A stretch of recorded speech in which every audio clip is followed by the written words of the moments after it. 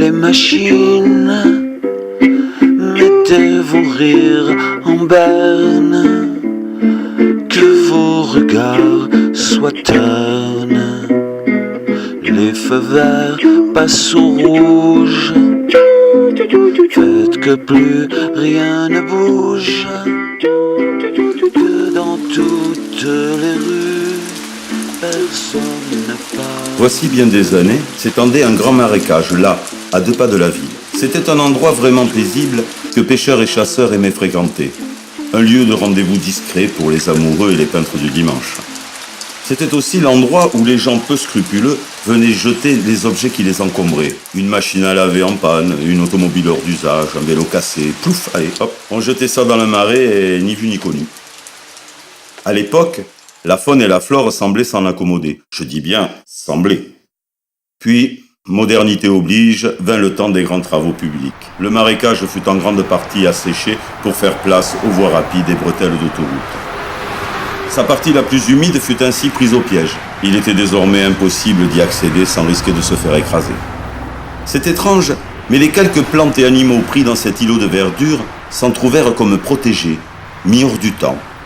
Plus de pêcheurs, plus de pollueurs. Et les années passèrent ainsi, sans que personne ne s'intéresse à ce petit marais caché de tous par une lisière de buissons épais et d'arbres de haute futée.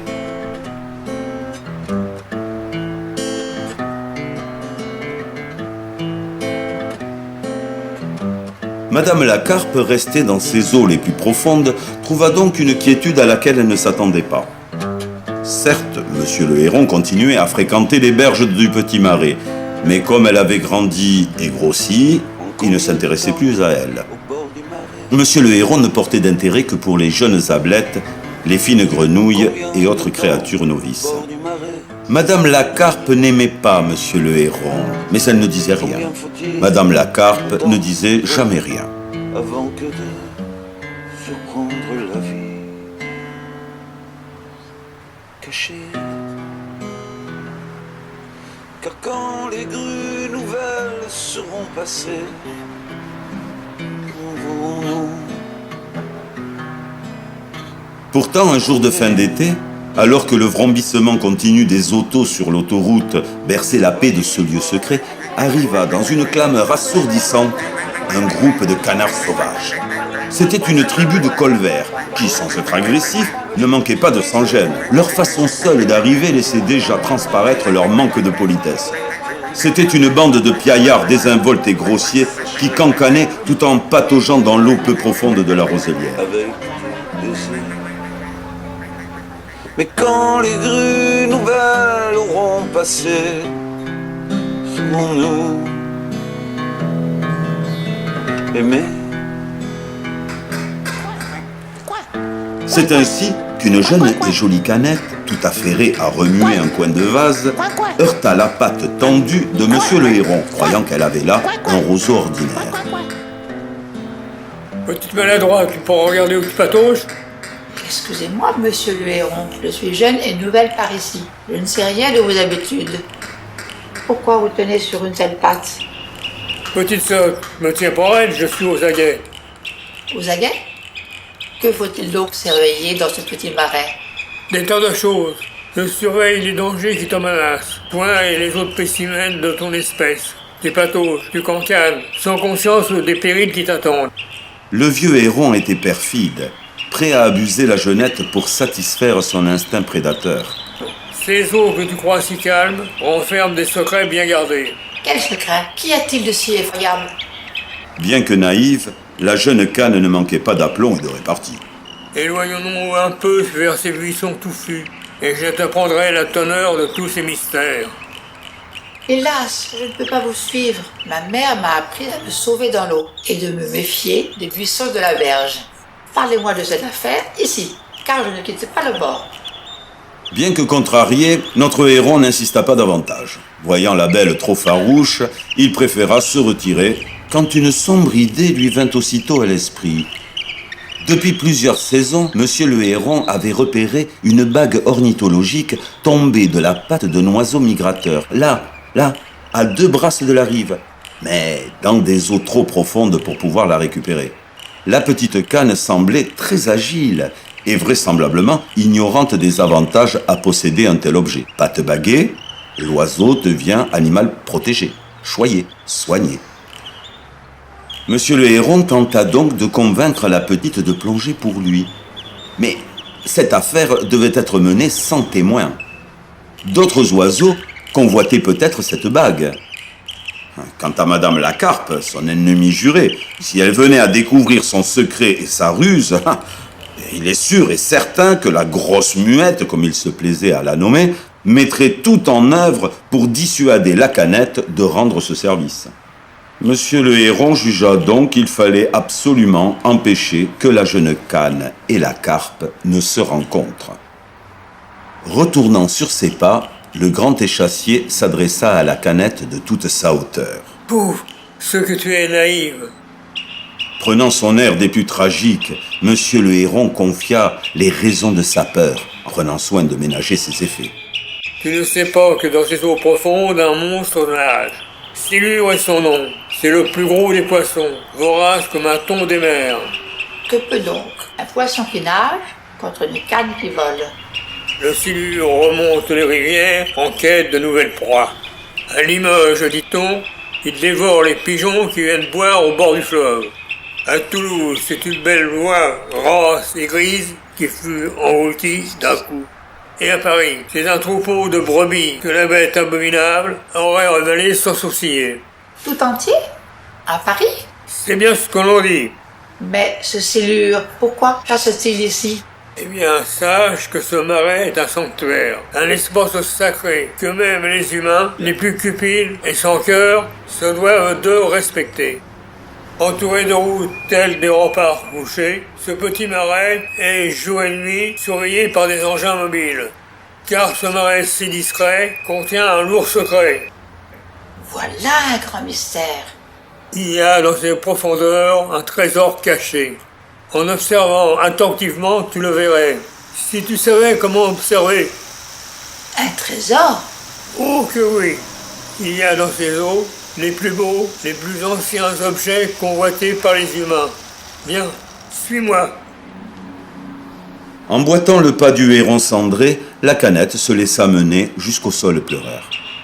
Arrivé en ce coin reculé de la rive, de son œil jaune si étrange, le héron indiqua à la petite où et quoi regarder. Vois, une Silka 1965, la première automobile digne de ce nom.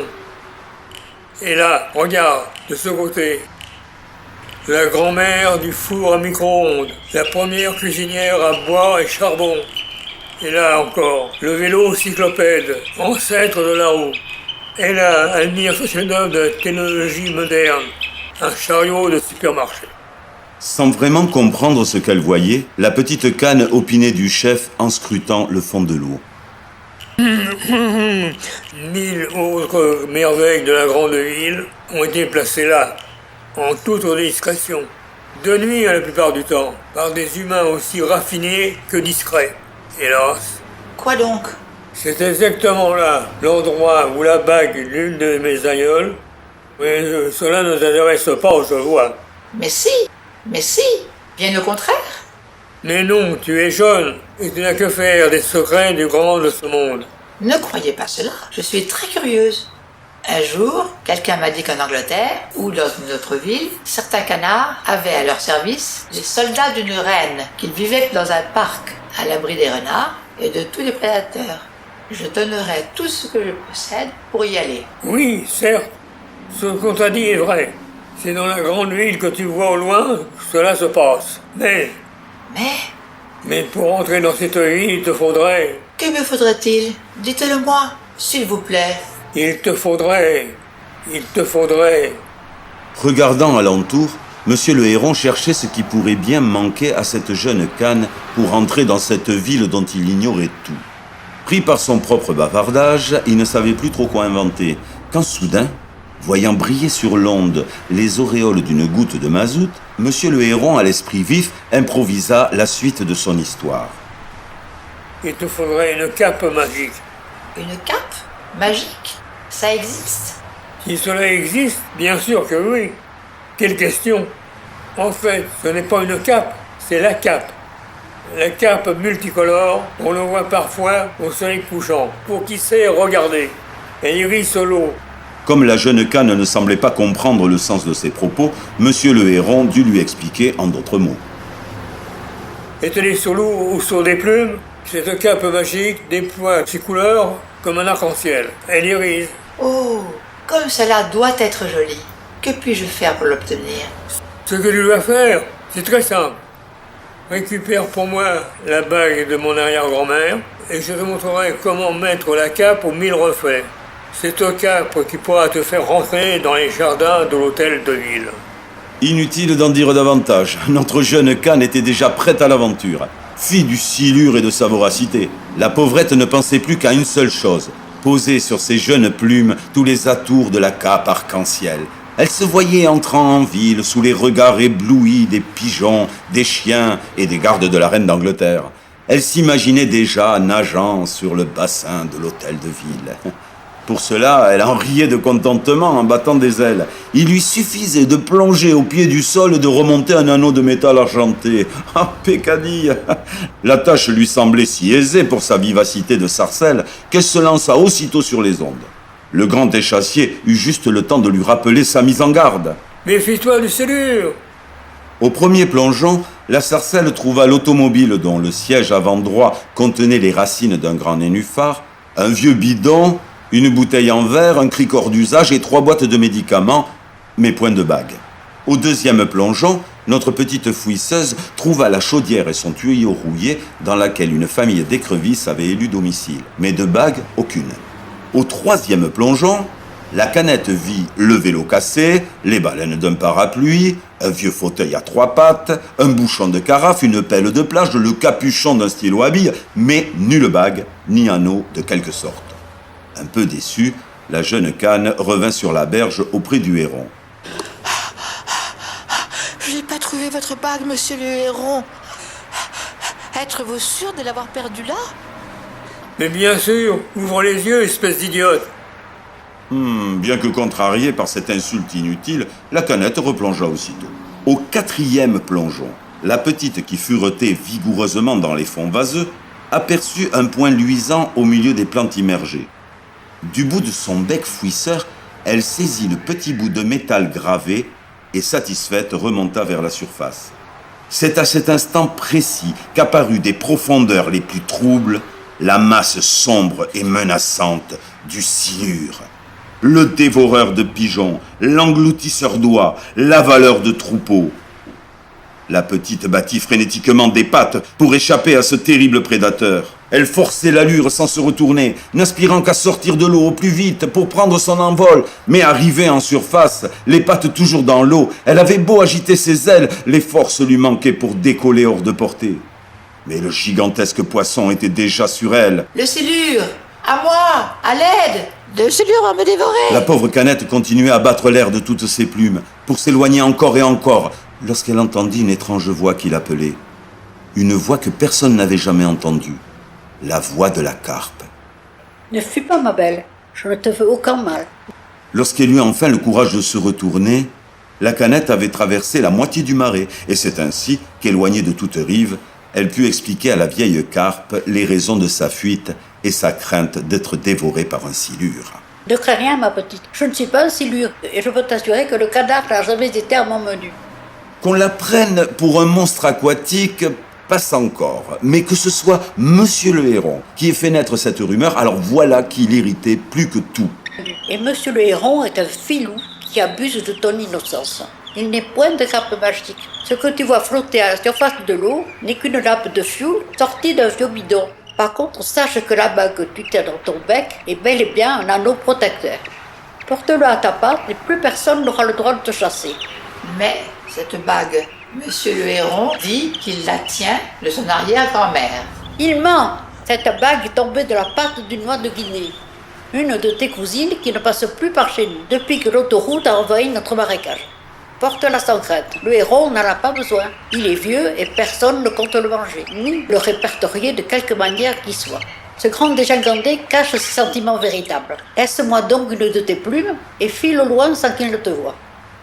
La jeune canne ne comprenant pas vraiment le fin mot de cette histoire, décida sagement de s'envoler vers la grande ville, portant fièrement à sa patte gauche la bague ornithologique. Dressé parmi les roseaux de la berge, Monsieur le Héron attendait que la petite revienne. Il l'avait vue fuir au ras de l'eau à la manière des canards sauvages pris de panique, mais l'avait très vite perdue de vue, aveuglé par le soleil couchant. Les pattes à peine enfoncées parmi les flèches d'eau, le vieux Cendré maugréait, craignant que la sarcelle lui ait joué un mauvais tour, en emportant la bague tant convoitée. Il se jurait déjà de la poursuivre, de l'attraper, et pourquoi pas plonger son bec en poignard dans ce cœur tendre. Quand soudain, de son œil rond au regard fou, Monsieur le Héron repéra une infime variation à la surface de l'eau. Quelque chose s'approchait, quelque chose de petit ou de discret que son instinct de chasseur n'allait pas tarder à identifier. Goujon, Véron, Rainette, Cistule, Monsieur le Héron énumérait dans sa tête toutes les proies possibles. Tanche, bouvière, caneton, serpent, campagnol. Silure! D'un bond parfaitement acrobatique, l'énorme masse d'un poisson vorace s'abattit sur l'une de ses pattes. Monsieur le Héron poussa un grand cri rauque et lugubre, par crainte plus que par douleur. Allait-il finir dans l'estomac du silure, lui, le grand héron ? Le maître autoproclamé des lieux venait de se faire mordre la patte par la grosse carpe mangeuse d'écrevisses. Mais qu'est-ce qui vous prend? Oh, vous êtes encore plus folle que je le pensais. Oh, désolé, je ne vous avais pas reconnu. Mon père est un silure de bruyère et ma mère une carpe koi de Tokyo. Chaque fin de saison, arrivé à un certain âge, nous devons satisfaire à notre appétit vorace en dévorant un ou deux gros animaux. Faute de vache, je me contente d'un héron. C'est dans ma nature, comme on dit. Ma cousine de Toulouse, elle, s'est contentée d'une oie dont le foie pesait plus d'1 kilo. Et Bobby, Monsieur le Héron n'en croyait pas son ouïe. La vieille carpe que tout le monde pensait muette, non seulement parlait, mais en profitait pour le menacer, lui, l'immense, le grandiose. Le regard attiré par un point de détail, notre héron redoubla de surprise. Mais qu'avez-vous là entre vos barbilles? Ne serait-ce que point une plume? C'est fait, c'est bien une plume. C'est la plume d'une canette qui a failli échapper à mon appétit vorace. J'ai eu bien du mal à l'avaler d'ailleurs, car la bougresse était baguée comme une oie de Guinée. Une canette baguée? Mais vous êtes plus monstrueuse que moi. Vous avez dévoré ma protégée. Le fait est qu'en grossissant, je deviens de moins en moins scrupuleuse. D'ici quelque temps, les abords de ce marais deviendront invivables à cause de moi. Je suis un monstre en devenir. Et je vous conseille donc de fuir au plus vite, avant que l'envie de vous goûter ne s'impose à mon esprit malade. Il est paraît-il un coin de marais en Poitou où vous seriez en grande sécurité. Et vous vous sentiriez à votre aise. Cette vieille carpe est un véritable danger, pensa Monsieur le Héron, troublé par ce comportement imprévu. Ne demandant pas son reste, le grand oiseau gris, pris à son propre piège, s'envola d'un battement d'aile aussi lent que gracieux. Chacun put le voir passer, craquetant comme une cigogne par-dessus les bosquets, par-dessus les quelques arbres de haute futée, et même bien au-delà des enchevêtrements goudronnés de l'autoroute.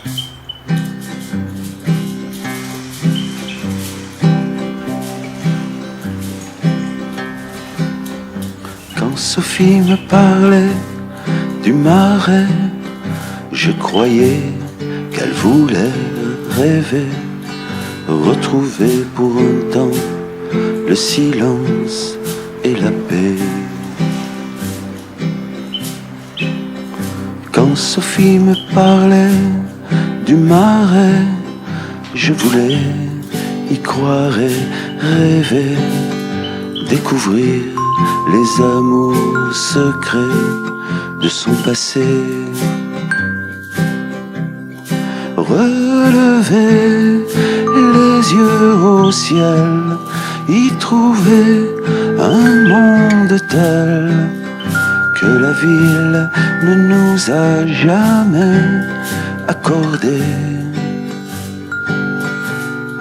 Une brèche vers l'éternel, une porte par l'arc-en-ciel, à nos pieds toute la vie cachée. Quand Sophie nous parlait du marais, elle Elle savait qu'on pouvait rester assis là pendant des heures à l'écouter.